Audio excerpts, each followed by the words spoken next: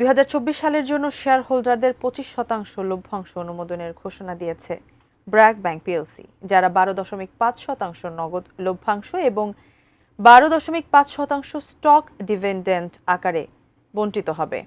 Virtual প্ল্যাটফর্মে অনুষ্ঠিত 26তম বার্ষিক সাধারণ সভায় অনুমোদন দেওয়া হয়।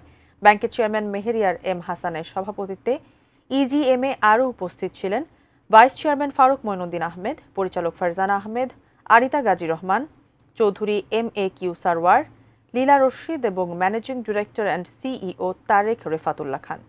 সভায় উল্লেখযোগ্য সংখ্যক শেয়ার হোল্ডার অংশগ্রহণ করেন।